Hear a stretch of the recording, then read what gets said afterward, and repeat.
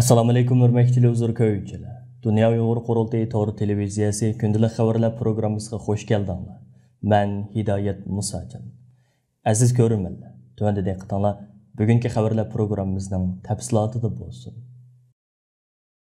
Dünya Uyghur Qurultayı İcraiya Komitetining raisi va Uyghur kishilik huquq qurilishining direktori Ömer Qanat apandim mustabid Xitoy hokimiyatining Malayziyaga so'zilgan qora qo'lning va Malayziyadagi hukumatlarning ta'qib qilishi, parakandichilik silishi, hatto sunniy usulda qatnash vaqasi paydo qilib, ziyonkashlik qilishga urinishiga qaramasdan 14-aprel boshlagan Malayziya ziyoratini muvaffaqiyatli oxirlashtirib, 17-aprel kuni Indoneziyaga yurib ketdi. Kuvaragi gazeti 13-aprel kuni Afg'oniston va Iroqni vayron qilgan islomning haqiqiy dushmani Amerikaning sirdishi Ömer Qanatning Malayziyaga kirishini to'sib qolayli degan mavzuda bosh maqola e'lon qilib, Ömer Qanat apandimga tilvilachi hujum qilish bilan birga Malayziya hukumatini Ömer Qanatning Malayziyaga kirishini cheklashga chaqirgan. Shundaq bo'lishiga qaramay 14-aprel kuni Malayziyaning poytaxti Kuala Lumpurga to'solg'usiz yetib kelgan Ömer Qanat apandim aerodromda Malayziya Uyg'urlarni qo'llash harakatining raisi Zuhri Yuhi va Malayziya Islom tashkilotlari maslahatchilar kengashining vakillari tomonidan qizg'inlik bilan kutib olingan edi.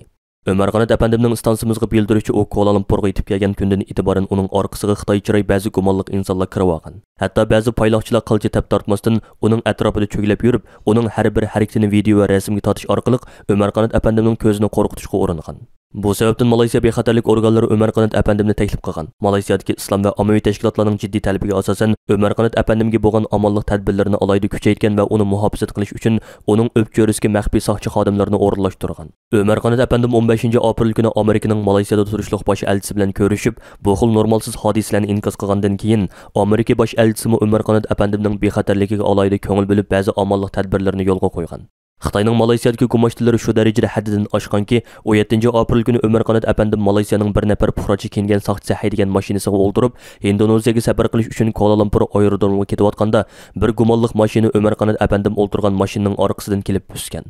Baxtga yarasha yorilish voqeasi yuz bermagan. Puhrachi kingan soqchi mashinani to'xtatmay haydab Udul aerodromiga ilib borgan. Ularni usgan mashinami bir mahal ularning orqasidan qo'g'lab yiqib, aerodromga oz qolganda g'oyib bo'lgan.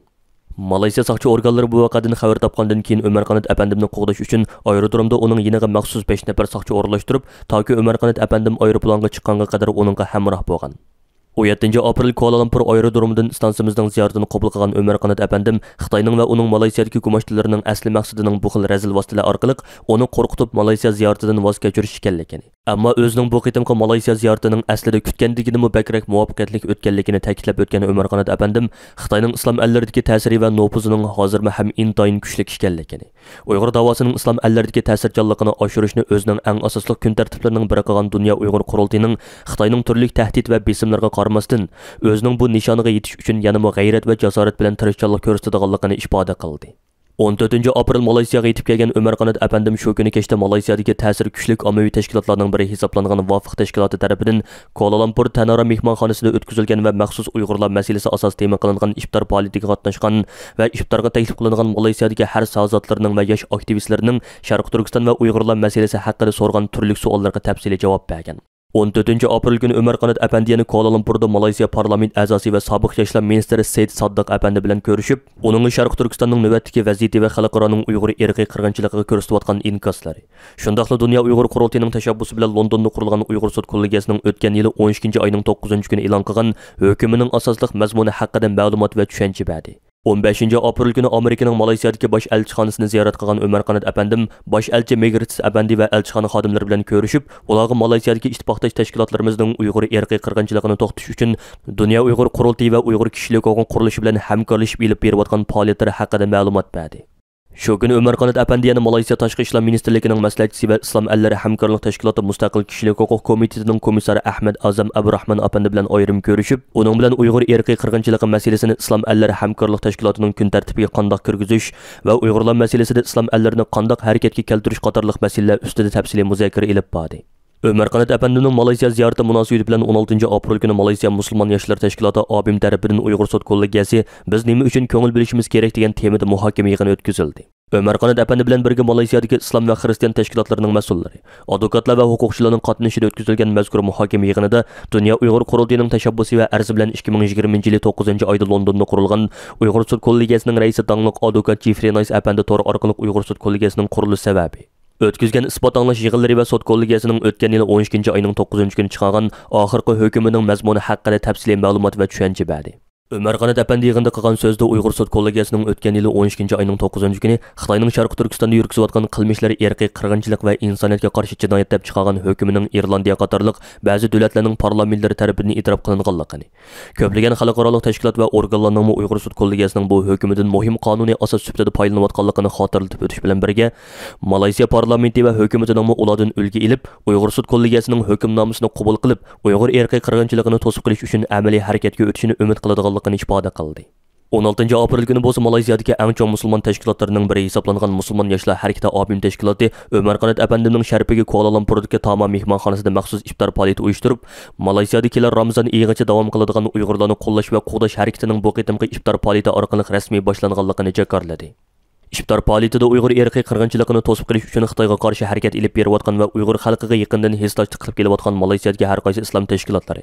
ommaviy tashkilotlar va aktivistlarga butun Sharqi Turkiston xalqi nomidan alohida rahmat aytgan Ömer Qanat әпәндим, mustabid Xitoy hokimiyatining Sharqi Turkiston xalqiga yurgizayotgan irqiy qirg'inchiligi va insoniyatga qarshi jinoyatlarining, bo'lib islomiyatga qarshi ilib berayotgan ziyonkashliklarining hozirmi ham shiddat bilan davom qilayotganligini, islomiyatning eng zo'r dushmanining Sharqi Turkiston xalqini majburiy dinsizlashtirayotgan, masjid va mozorliqlarni cheqib tuzlayotgan, Qur'oni Karim va diniy asarlarni ko'ydirib kul qilayotgan dal mustabid Xitoy hokimiyatining dal o'zi ishkanligini alohida ta'kidlab o'tdi va islom dunyosini Uyg'ur irqiy qirg'inchiligiga qarshi sukutini buzib o'rnidan dast turishga chaqirdi. Malayziyadagi ziyoratining oxirgi kuni, ya'ni 17 aprel kuni Ömer Qanat әпәндим Malayziyaning hokimiyat beshidagi partiyasi Omni partiyasining muavin raisi Muhammad Kelid Nurdin, o'qituvchi partiyalardan Milliy adolat partiyasining parlamentga g'ulluq a'zosi va Malayziya parlamenti bexatarlik komiteti a'zosi Said Ibrohim әпәндилар bilan uchrashib, Uyg'ur qirg'inchiligini to'xtatish uchun o'rtaq ilib boradigan xizmatlar haqida muzokara ilib bordi. Malayziyadagi ziyoratini muvaffaqiyatli oxirlashtirgan Ömer Qanat әпәндим 17 aprel kuni Jakartaga yetib kelib, Indoneziyadagi ziyoratini boshladi.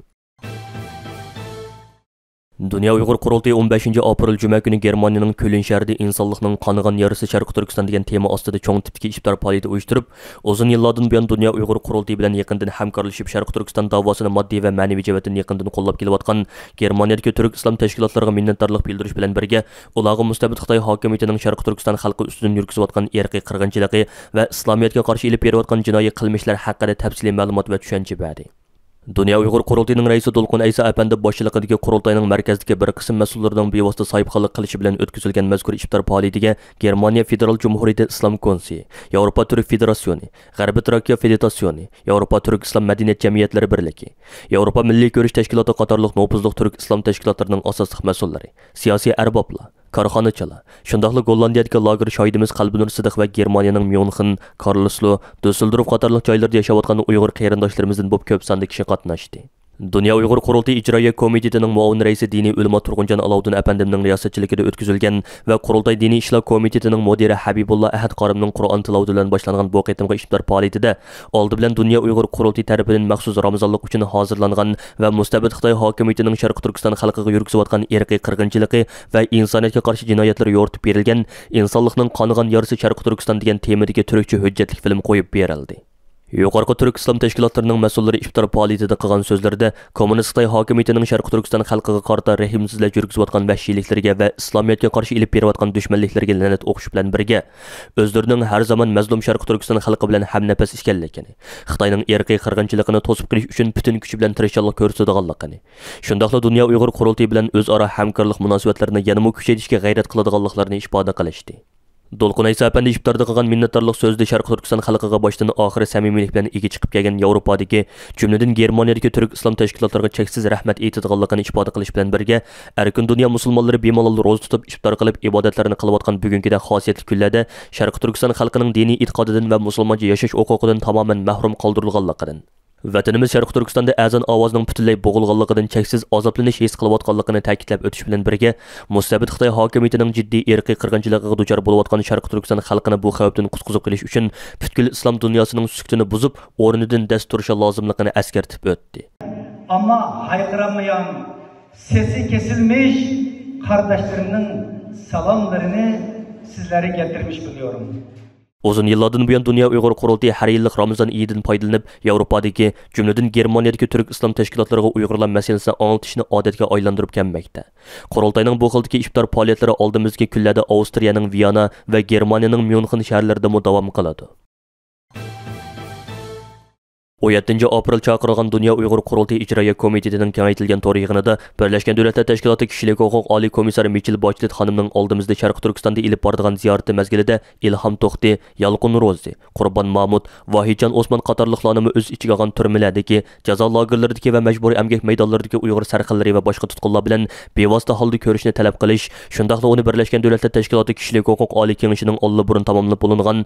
ammo hozirgacha e'lon qilinishda kechiktirilgan Uyg'urlarning kishilik huquq vaziyati haqidagi umumiy dokladini tezroq e'lon qilishga chaqirish maqsadida 5 oyning 13 kuni Janvadagi Birlashgan Davlatlar Tashkiloti binosi oldida zo'r ko'lamli birlashma namoyish o'tkazish haqida qaror qabul qilindi. Oldimizgi kunlarda Dünya Uyg'ur Qurultayining boshlamchiligida Yevropadagi har qaysi Uyg'ur tashkilotlarining asosli mas'ullaridan tarkib topgan maxsus tayyorlik komiteti qurib chiqiladi. Bu qitimqi birlashma namoyishga Yevropada yashayotgan Uyg'urlardan boshqa yana Tibetliklar, Janubiy Mo'ng'ulistonliklar, Hong Kongliklar va boshqa kishilik huquq tashkilotlarining keng doirada qatnashishini qo'lga keltiriladi. Birlashma namoyishining ruxsati uchun Shveysariya Uyg'ur jamiyati tomonidan Janva soqchi idorasiga iltimos sunildi. Qurultay raisi Dolqun Aysa apandi bu munosabat bilan istansimizga qilgan so'zida Birlashgan Davlatlar Tashkiloti kishilik huquq oliy komissari Michel Bachelet xonimning oldimizda Sharq Turkistonda ilib boradigan ziyoratining navbatda ham Birlashgan Davlatlar Tashkilotining ham Dünya Uyg'ur Qurultayi boshchiligidagi Uyg'ur tashkilotlarining eng asosli kun tartiblarining biriga aylanganligini. Mustabid Xitoy hokimiyatining Michel Bachelet boshchiligidagi Birlashgan Davlatlar Tashkiloti tashrish hay'atining ko'zini oldin yasab chiqqan soxta manzillar bilan bo'yashning oldini olish maqsadida bu namoyishni o'tkazishga jiddiy zaruriyat tuyganligini. Shunga Yevropaning har qaysi ellarda yashayotgan qarindoshlarimizning turmalarda, jazo lagerlarida va majburiy emgak maydonlarida azob oqibat chekayotgan aziz xalqimizning haqqi hurmati uchun bir kunlik vaqtini sarf qilib 13 may kuni Janvadagi Birlashgan Davlatlar Tashkiloti binosi oldida o'tkaziladigan birlashma namoyishga aktivlik bilan ishtirok qilishni umid qiladiganligini bildirdi. Namoyishga qatnashishni orzu qilgan qarindoshlarimiz hozirdan boshlab o'zdiri turishlik davlatlardagi Uyg'ur tashkilotlariga yoki qurultay markaziy organiga tizimlashsa bo'ladi.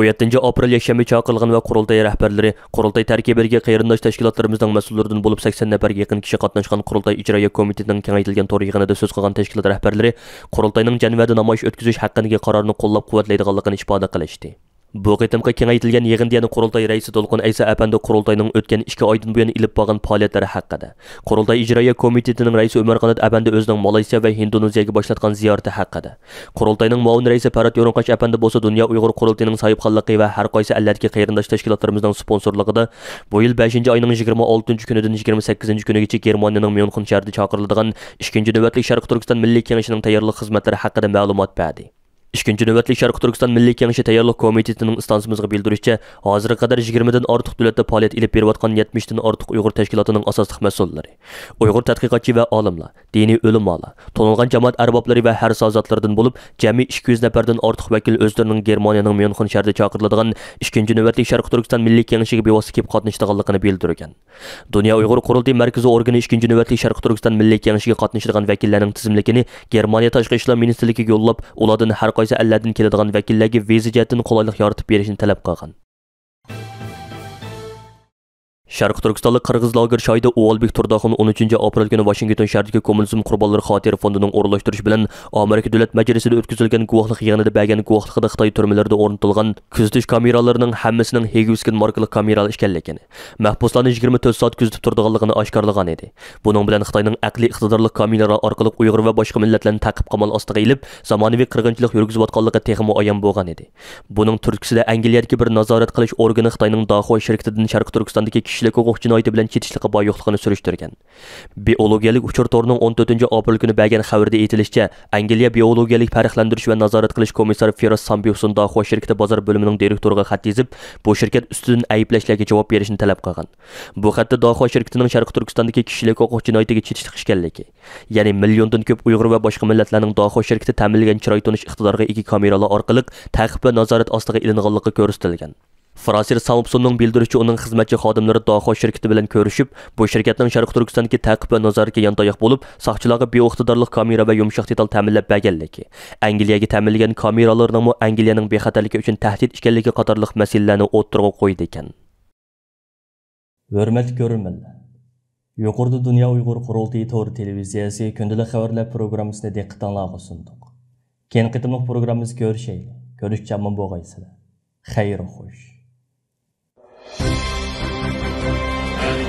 Erkinlik yolida sudek aktır bizning qanimiz, sen uchun ey yurtimiz, bu